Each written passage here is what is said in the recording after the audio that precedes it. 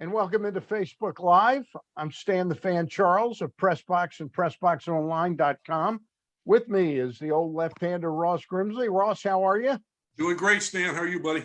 Did you recover from that weekend of football? Oh God, that was on the edge of your seat. It really never was. stopped. It went on and on. That was Buffalo, Kansas City was fantastic. That was amazing. Well, we're going to talk to our guest who used to play quarterback in the old days Yes, in he high did. school in Illinois, and that's the full pack, Don Stanhouse. Don, how are you, my friend? I'm doing well. You know, Now- anytime I get to see Roscoe. Look at that. See, he's a fan. See that sign in the back, Stan? Well, let me clarify something. Is it full pack or whole pack? Which is it?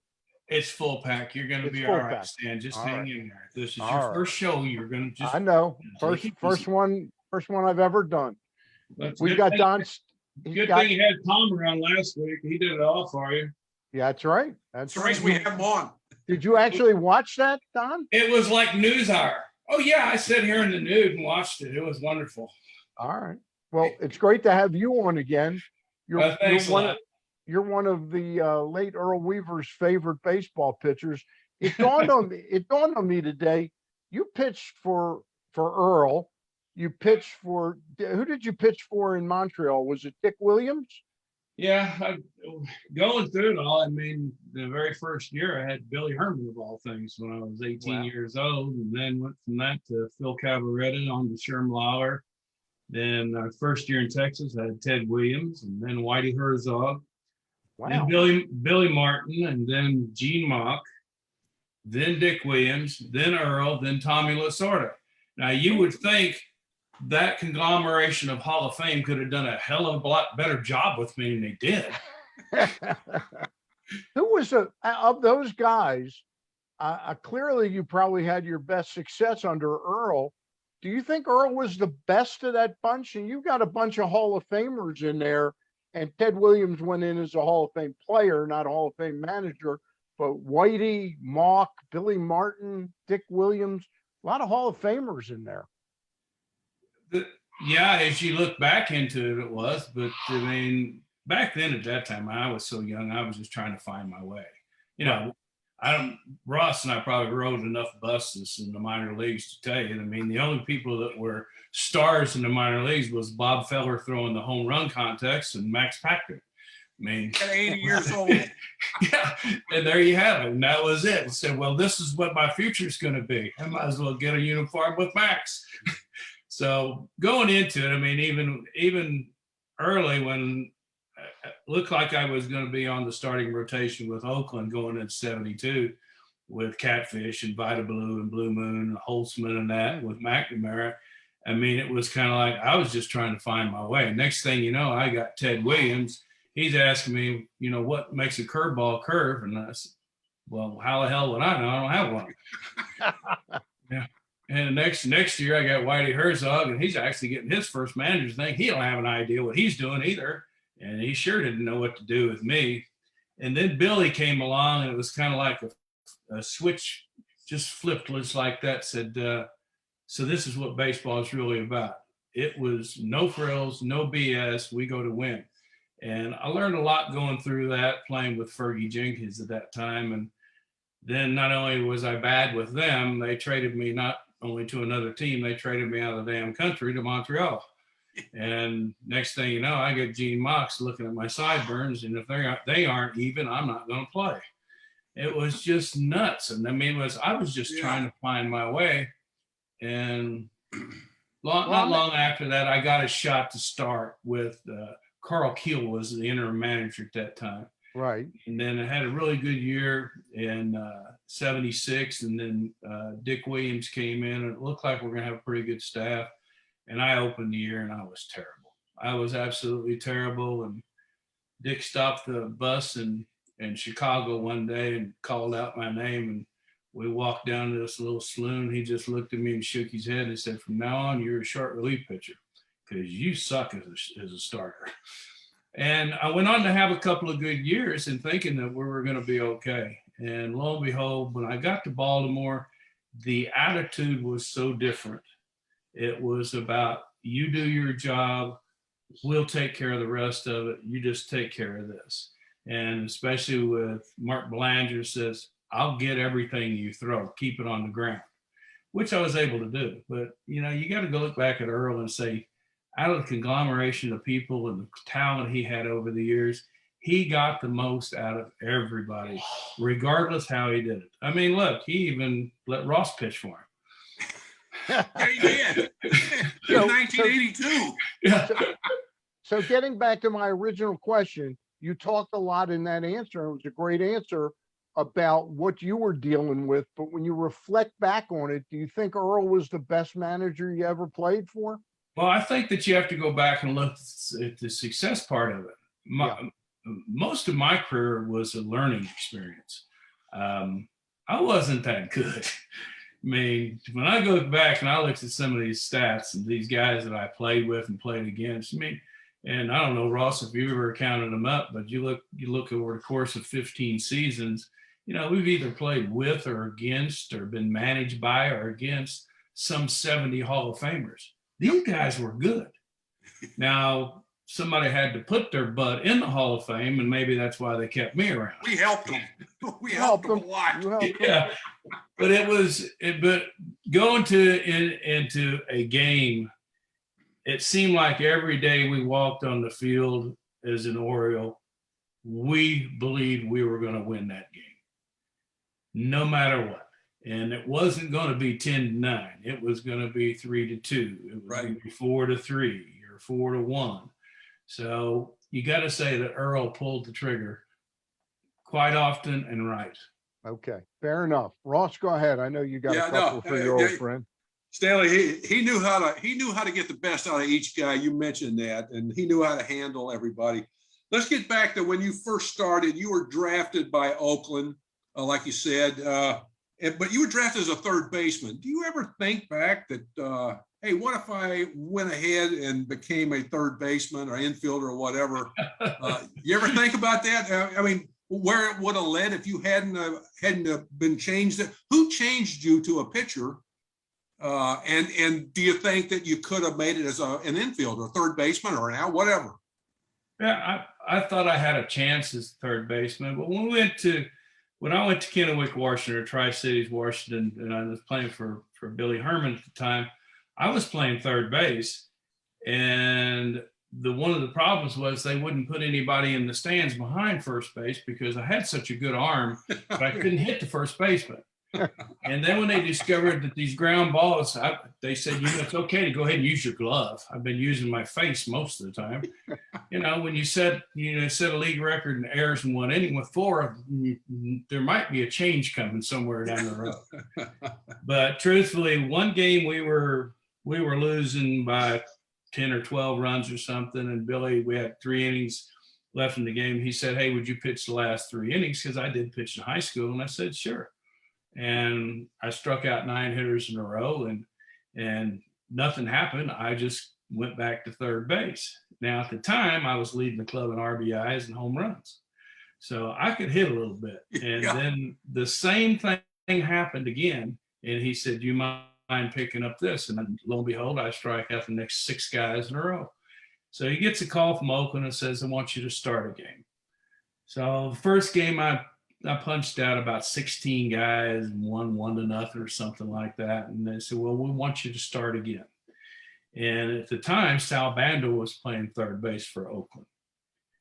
So I came back in, and next thing you know, at the end of the year, or going through the course of the year, we're in Walla Walla, Washington, and I've just had a good game. I've hit 2 dingers, and life's really good. And Billy sets me down. He says, I'm going to tell you quite honestly, you can go to the big leagues in a year, maybe 2, as a pitcher.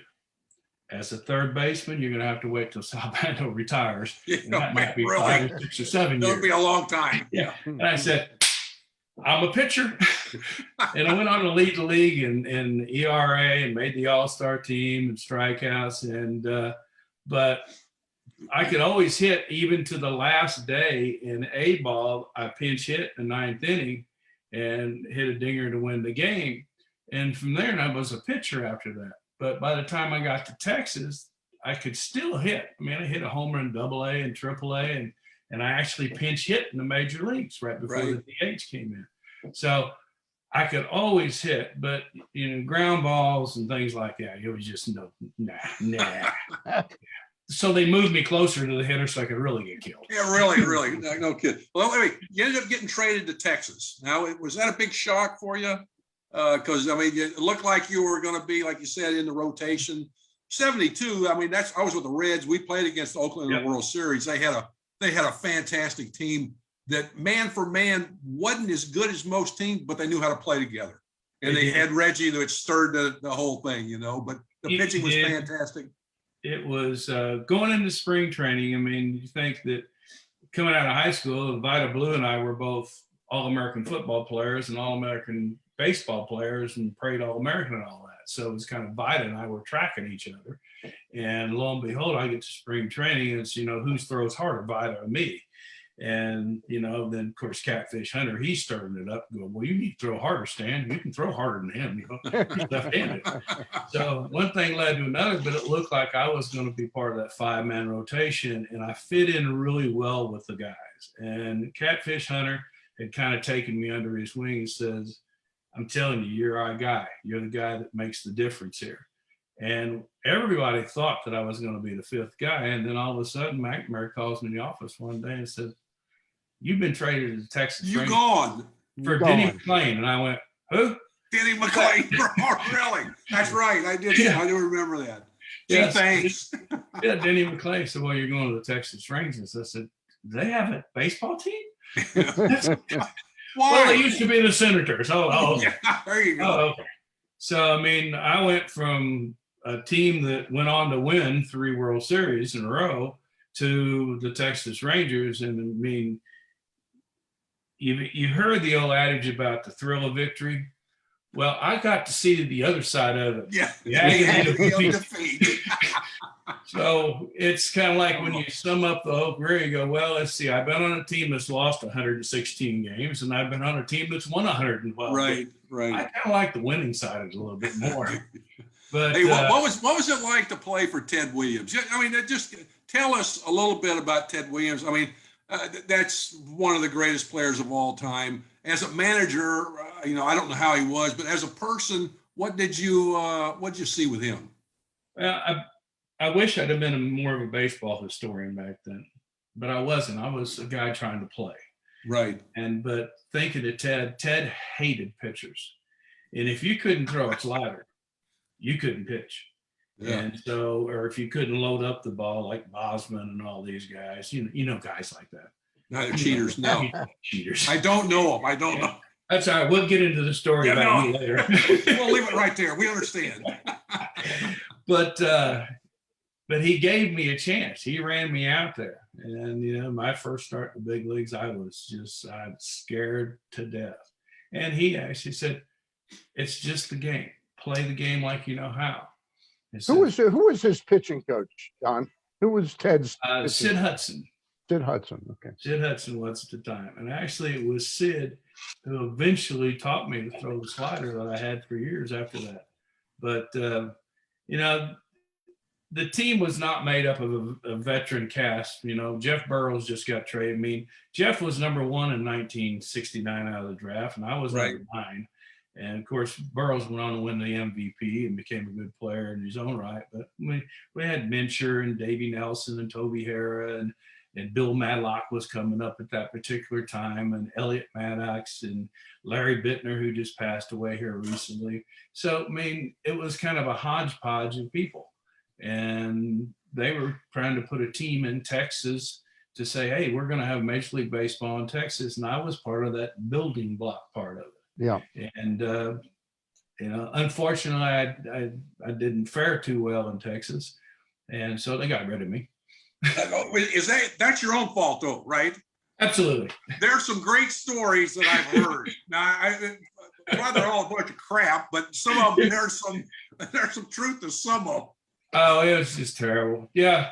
So you figure out I'm a young kid. I'm 21 years old. I'm starting my first game in Chicago against the White Sox, right? So we've been in California for a week.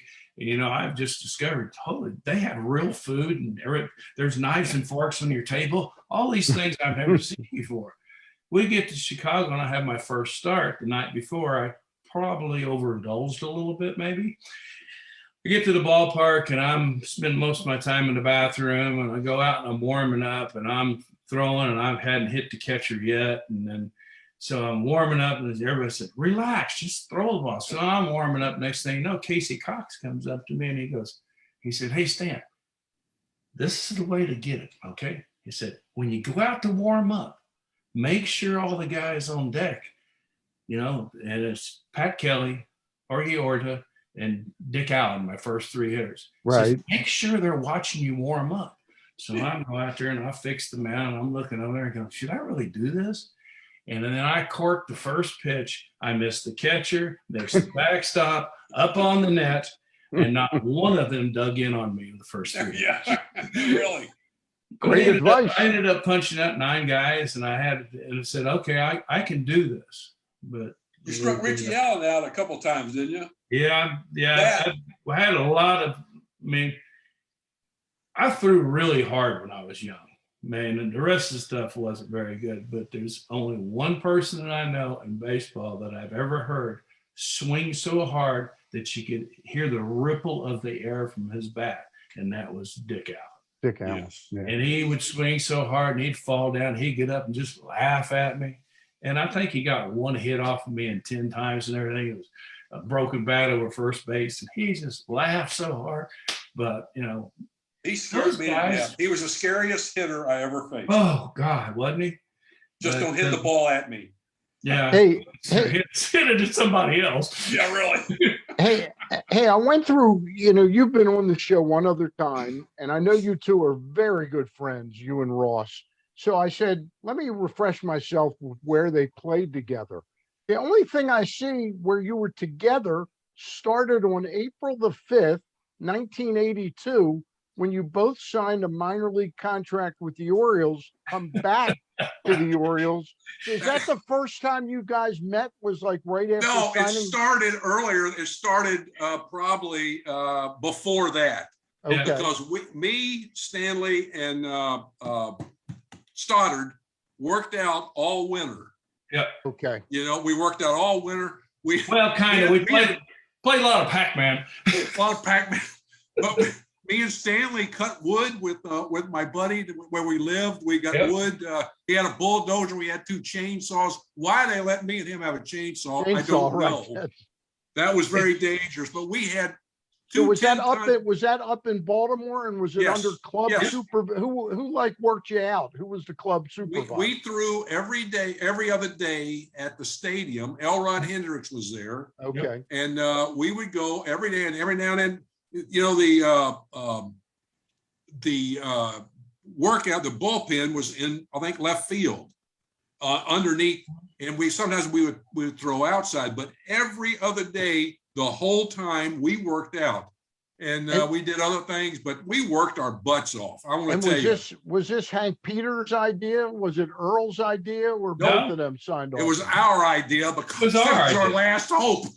Yeah, and it is. You kind of backtrack a little bit.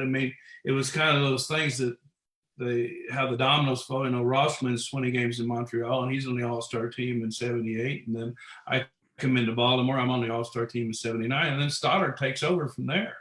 And then all of a sudden we come back, and I think in '82 that's when Earl's health went downhill. He looked at both of us and said, "You two have no chance to make this team." 6 weeks later, he goes, "I can't believe I'm saying this. I have to take you guys. I have to take you north with me." So, but it was one of They those. only had to call us in the office a couple of times to tell us to stay away from the young players. Yes. That's just a couple of times. But when that You was, guys can't make Storm Davis cry anymore. no. Oh, it was the most fun as far as the culmination of a career right after that, because I retired and everything. Right. But to go out the way we went out, we laughed so hard. Oh, But once you realize this, even though we had such a good time, and maybe we did some things that were a little bit off the cuff. No, we did a lot of things that were off the cuff. Right. most of the stuff. But if you realize going through that year as the piecemeal to live it, and Ross pitched really good that year, and I got a few ball games and I was effective. But you realize that we got to the last game of the year and we were still in contention. Really? Even us. Yeah. Us. We couldn't bust a pane of glass, but we were there. So you were We had you were some great both on times. you were both on the club when we played Milwaukee at the end of the season. Yes. Yeah. And I will say this, Stan, and it's something they were going to release me in August. In August, I think the 14th, 15th, something like that. And so I went in and told Earl and Stanley, you were already in Rochester. I went back for a rehab now. Yeah. So I went in and told Earl, I said, Earl, you guys got to pay me anyway. Send me down for 2 weeks and recall me. Right. I'm looking at another month on the pension is all I was looking at. You're looking at the and pension, he goes, and you're looking yeah. at the pension and partying with Don Stanhouse in Well, really, Rochester. Earl goes, yeah, we can do that.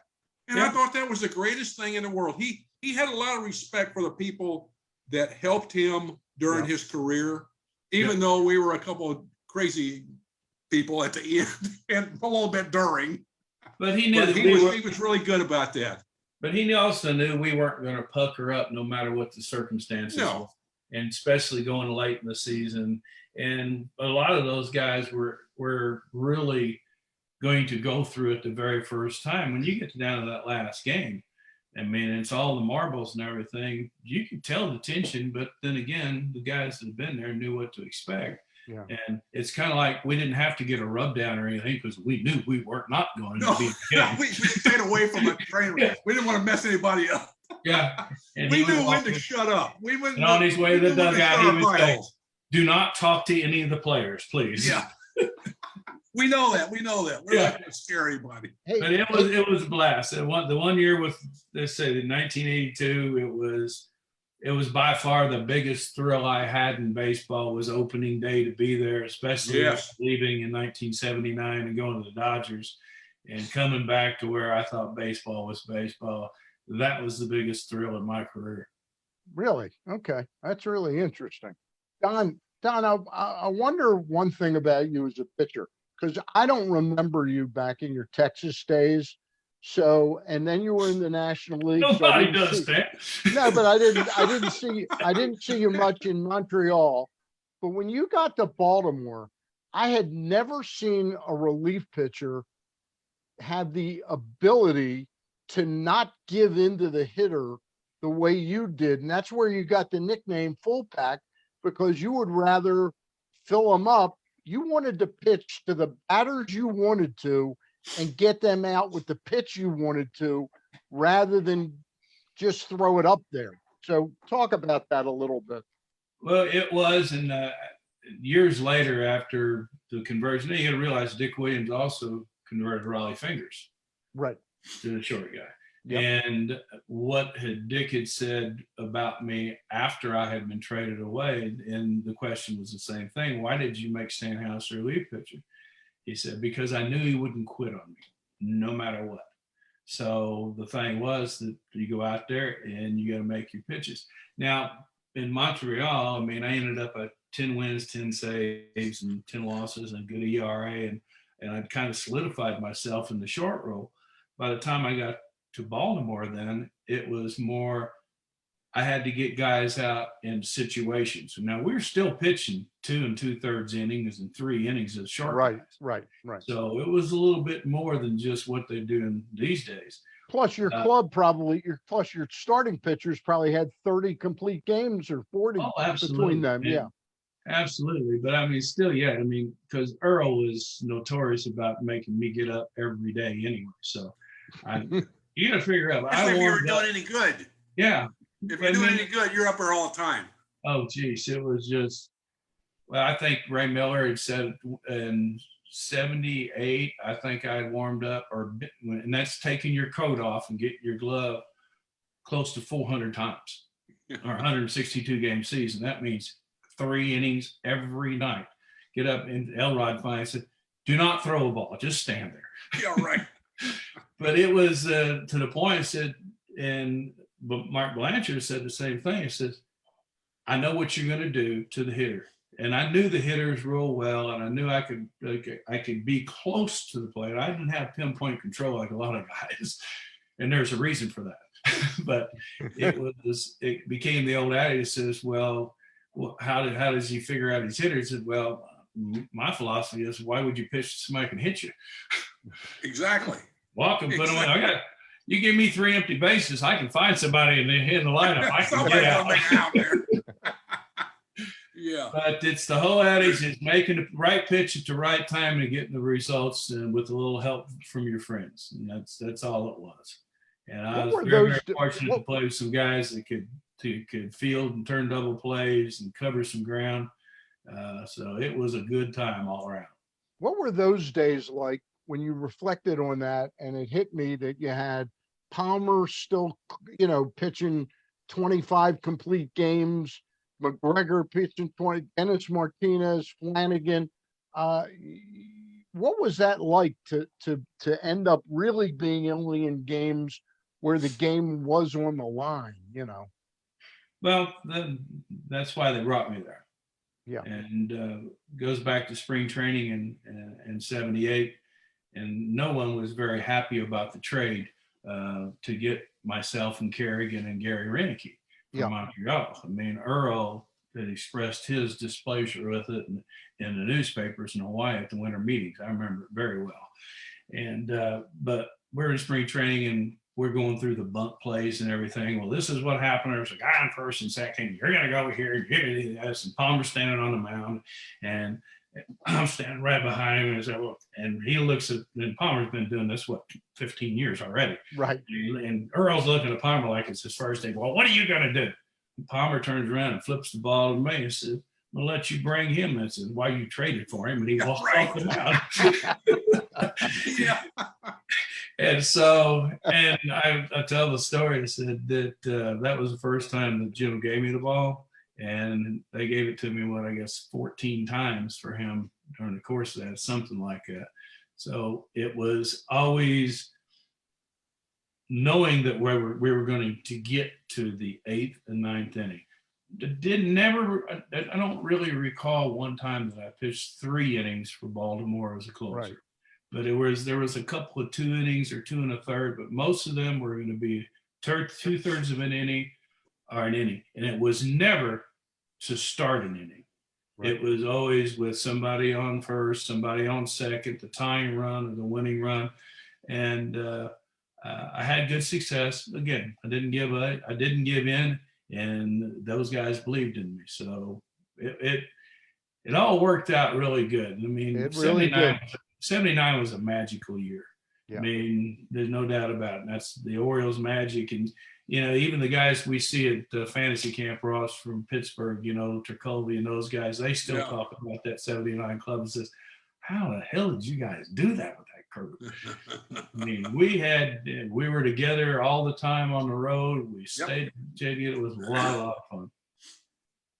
Ross, you got a couple more for Don, and then I'll Stanley, close it out.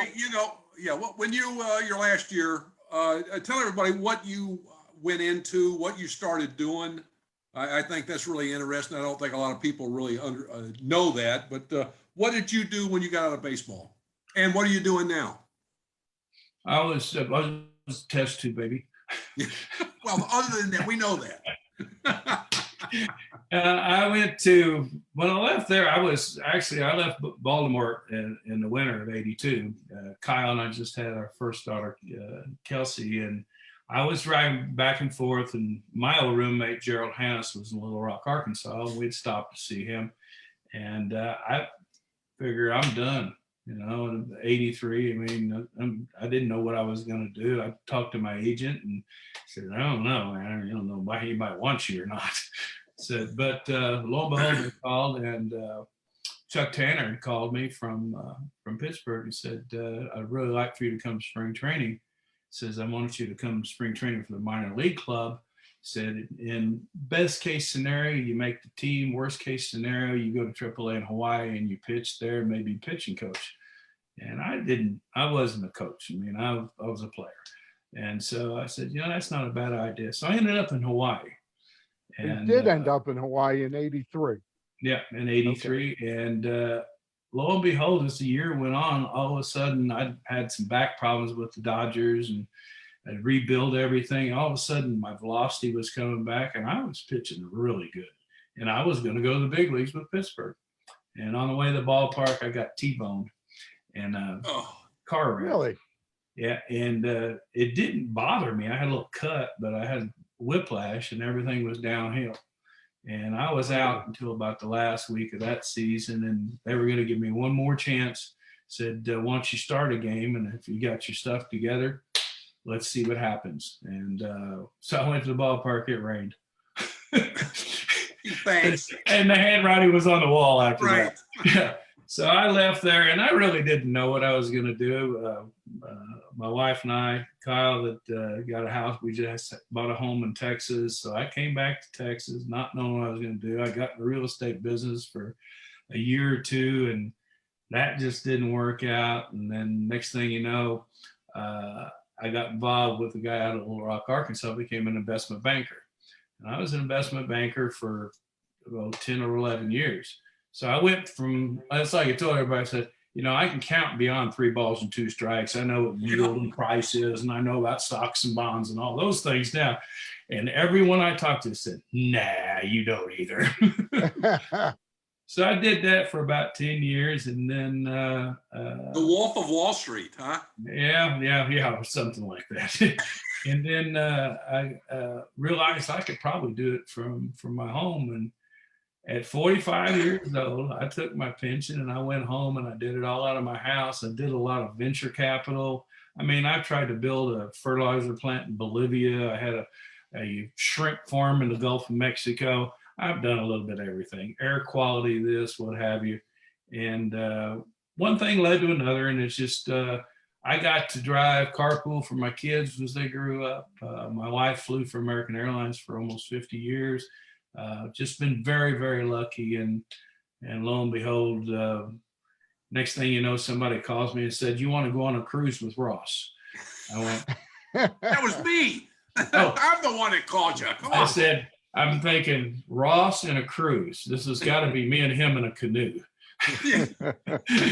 So it's been good. We got a couple of grandkids.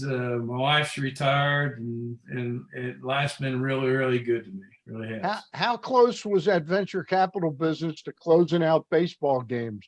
It still boiled down to closing the deal, right? Well, it was in a lot of ways, but you got to realize that people, whether they got a penny or $1 billion, they're just regular people. Yep. One of the things that I was able to do during the course of that span is I traded a lot of baseball stories in Wall Street for information. And if they had a client or referral, they would always kick them to me, them being baseball fans. The analytics part of the financial industry is for those guys. Oh, hi. Look who it is. Hi, guys. Kyle, Bird's on here. The bird's on there. Kyle. I just want to jump in real quick with the cruise story. Ma, meatloaf. Stanley shut my fingers in a porta pot. Oh, gosh. Gosh, we had a good time. Oh. Give my girl hugs and kisses for me. Wait a minute. Where are you, Kyle? There's a family hour, Stan. Yeah. That's right. Great memories. Great memories. Oh, we did have a blast. This cruise, Bird got hurt. Stanley, she went He to shut my porta, fingers right in in the the porta porta potty. But she didn't feel it. pot. And she didn't feel it. We didn't care. I That's didn't great. know our fingers in there. I was watching Russ. He'd wet these pants. He's walking down. Oh, you left that part out, right? Oh, yeah. Oh, There's no, I know. There's a lot of it we need to leave out. I know. The cruise is really a hoot, Stan. It's a Oh hoot. my gosh. Great time. Hey, Don, before we let you get out of here, I don't mean to turn it too serious. When you played, Were you much of a follower of what was going on with the union and the owners? And where do you compare? Where do you think we are today with this thing as we fast approach February? Well, as I recall, I was very, very unhappy with the union my first day in baseball because we went on strike the very first day, my very first day in '72. Oh my goodness. So, I'm out throwing batting practice to Frank Howard, hiding behind a trash can. I mean, so, but as I go back to it, I mean, a lot of it, I was pretty clueless about it all. Yeah. I knew that when you have the team concept in everything, that's where you go. And Yeah. as a matter of fact, Ross and Mike Devereaux and myself just experienced that recently. That's where you go. And when we went on strike in '72, I really didn't know exactly what it was. I mean, Lord, they were going to pay me $12,500 to play baseball. Yes, sir. I had more money than anybody. It was awesome. But Yes. next thing you know, I'm living in a hotel. You got to pay my bills, and I can't do it. But as it turned out, looking back, the evolution of baseball to where it's gotten today, what we did was the right thing for the right Yep. reasons. Is it get out of control somewhere down the road? I don't know. What they're going to do from here, all the cipher matrix and I mean, the name calling and who does this and who does what that. Nolan Ryan said it best about 10 years ago when he first came to the Texas Rangers and was president. He said, baseball people need to be doing baseball things. And what they're negotiating now is very, very difficult for the average baseball player to understand where they're going with it. And all we can do is hope that somebody's protecting the interests of the guys that we stood up for back in the 1970s. Right. Very well put, Don. Very well put. Ross, I'll give you a chance. You got one more to fire at Don, and then we'll let him get out. Well, Kyle. I think we answered about everything and talked about everything. Meatloaf. Hey, we just had a blast, Stan. It's been a lot of fun, and we still got some fun to have in the future. And very, very, very fortunate. Gosh, yeah. I mean, it's like the fun we've had has been one part of it, but the history and like your history. I mean, you think about it back to your dad and some of the guys we played with. I mean, my first year, Don Drysdale's telling me you got to hit more people, and I didn't know who he was. This big, tall guy looks like a movie star, and he says you got to hit more people. The next thing you know, I'm sitting on the bench with Duke Snyder, and I didn't really know who Duke Snyder was, but he kept talking about hitting, and this is what pitchers think and the way hitters think. Next thing you know, on the other side of me is Larry Doby. And you're going, I didn't know the history until, wow, look at these guys we saw along the way. Yeah. And that created the fun. Great stuff. And you look at it's even more now, Stan. You look back, as Stanley mentioned it earlier, we played with and against several Hall of Famers and managers that were Hall of Famers as players and as managers.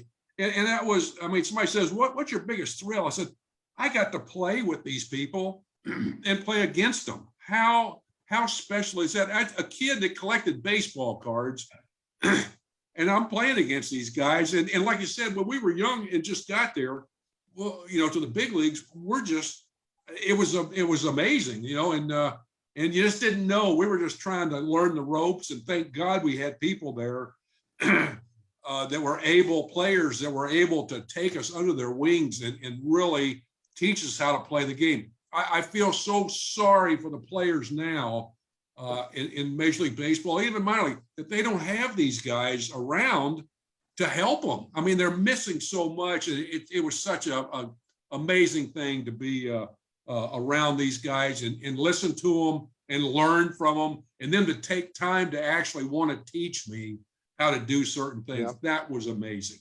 Absolutely. And especially, they passed down what they had learned before them, knowing if they would pass it on to guys like us, that they saw that we may have success down the road, and they knew we would pass it down. Pass it down to them. Yep. And I think we did the best we could along the way. Don, I really appreciate the visit. Ross, I know appreciates the visit. And we'll get you down the road again. All right.